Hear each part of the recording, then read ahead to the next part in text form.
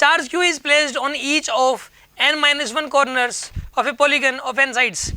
The distance of the center of the polygon from each of the corner is r. Then the electric field at the center is. देखो एक polygon है, polygon मतलब इसके अंदर 5 vertex भी हो सकते हैं, 10 वर्टेक्स भी हो सकते हैं, कुछ भी हो सकता है, जैसे कि रेगुलर हेक्सागोन भी हो सकती है, वो ऑक्टागोन भी हो सकती है।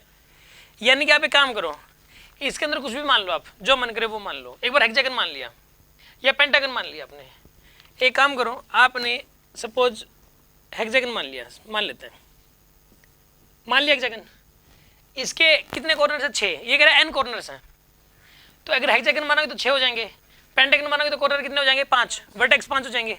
वो तो ये कह रहा है कि पता ही नहीं कौन सी है। इसका मतलब ये हुआ कि सभी में आंसर सेम ही आएगा, चाहे ऑक्टागन मान लो, चाहे हेक्सागन मान लो, चाहे कुछ भी पेंटागन मान लो, आंसर सेम ही आना चाहिए। इसका मतलब तो ये है, क्योंकि जब उस पर डिपेंड ही नहीं कर रहा कौन सी कितनी साइड्स हैं, n की वैल्यू क्या है, ये डिपेंड नहीं कर रही। यहाँ पे n की वैल्यू मैंने 6 मान ली। अब ये कह रहा है कि n-1 कॉर्नर्स पे चार्ज रखा हुआ है q का, मतलब कि सिर्फ एक कॉर्नर पे नहीं रखा हुआ किसी, बाकी सभी पे रखा हुआ है। मान लो इस पे रखा हुआ है प्लस q का, इस पे रखा हुआ है प्लस q, इस पे रखा हुआ है प्लस q, इस पे रखा हुआ है प्लस q, इस पे रखा हुआ है प्लस q, सिर्फ एक पे नहीं रखा हुआ, बाकी सभी पे रखा हुआ है। और ये कह रहा है कि जो कॉर्नर है उसकी जो डिस्टेंस है सेंटर से r है, मतलब ये हुआ कि ये डिस्टेंस r है, ये भी r है, ये भी r है, ये भी r है, और ये भी r है, और ये भी r है, ये सारी की सारी r है। सेंटर की कॉर्नर से डिस्टेंस कितनी यहाँ पे r, सेंटर से कॉर्नर की डिस्टेंस यहाँ पे r है। और क्या कह रहा है कि हर कॉर्नर पे q का चार्ज रखा हुआ है, सिर्फ एक कॉर्नर पे नहीं रखा हुआ। आपको बताना क्या है कि यहाँ पे सेंटर पे इलेक्ट्रिक फील्ड कितना हो जाएगा। आप मुझे एक बात बताइए, अगर काश यहाँ पे भी रखा, आंसर बताइए क्या आना चाहिए? 0 आना चाहिए। यहाँ पे रखा ही नहीं हुआ, लेकिन यहाँ पे रखा होता तो 0 आता। अगर यहाँ पे भी एक चार्ज रखा तो सेंटर पे क्या आता? 0, लेकिन किसी एक कॉर्नर पे रखा नहीं। अब बताओ क्या आना चाहिए? फिर पता क्या होगा, देखो सुनो आप, उस केस में क्या होगा कि इसके अपोजिट में जो चार्ज है, देखो इस वाले चार्ज का इलेक्ट्रिक फील्ड इसने कैंसिल कर दिया। अरे इसका इसने, देखो एक बात बताओ, अगर यहाँ पे रखा होता, यहाँ पे रखा होता तो इस अकेले की वजह से कितना आता है यहाँ पे? बताओ चलो आप, इस अकेले की वजह से कितना आता? k/r² इतना आता ना, आता कि नहीं आता? अब एक बात बताओ, अब लेकिन ये रखा हुआ है और ये भी रखे हुए हैं, ये भी रखा हुआ और बाकी भी रखे हुए हैं, अब क्या है सेंटर पे? 0। इसका मतलब ये हुआ कि इसकी वजह से जो इलेक्ट्रिक फील्ड आएगा वो इन पांचों ने मिलकर उसको कैंसिल आउट कर दिया। समझ आ रही बात आपको? सुनो आप, अगर ये अकेला रखा होता, ये ना रखे होते तो इलेक्ट्रिक फील्ड आता इतना। अब ये भी रखा हुआ है और बाकी भी रखे हुए हैं, तो इलेक्ट्रिक फील्ड क्या रहा है? 0।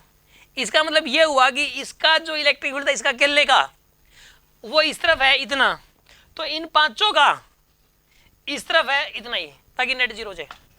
समझ में आ रही है कि बात नहीं आ रही आपको? यानी कि इन पांचों का इलेक्ट्रिक फील्ड वास्तव में इतना ही है और वो इस तरफ है। कोई डाउट है किसी के मन में? k/r², ये आंसर है k/r²। और एक बार बताऊंगा, k को हम लोग बोलते हैं 1/4 पाई एप्सिलॉन नॉट। k को हम लोग जो है ना 1/4 पाई एप्सिलॉन नॉट भी बोलते हैं।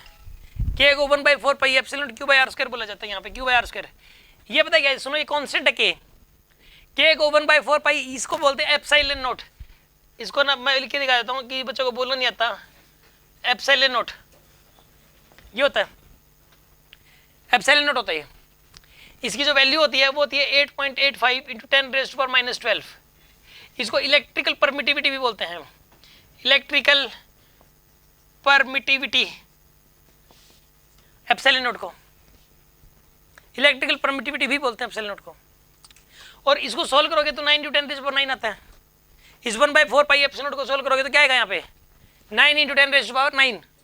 तो याद रखिए k को 1/4 पाई एप्सिलॉन नॉट बोला जाता है। और एप्सिलॉन नॉट कैसे, थोड़ा डिटेल में बताओ। ये इलेक्ट्रिकल परमिटिविटी है, किसी भी मीडियम की इलेक्ट्रिक प्रॉपर्टी होती है। तो जो वैक्यूम है, दो चार्ज यहाँ पे ना, यहाँ पे वैक्यूम मान लेते हैं, यहाँ पे कुछ नहीं है, तो वैक्यूम की इलेक्ट्रिकल परमिटिविटी इतनी होती है, ठीक है ना। एक इलेक्ट्रिक प्रॉपर्टी है, इसके बारे में डिटेल में और आगे भी आएगा, ठीक है ना। अभी आप इसको याद कर लो बस, कि ये बात याद रखें, k को 1/4 पाई एप्सिलॉन नॉट बोला जाता है और एप्सिलॉन नॉट को 8.85 × 10⁻12 इसकी वैल्यू होती है, ठीक है ना। तो इसका आंसर ये वाला है। यस, कोई डाउट है किसी के मन में?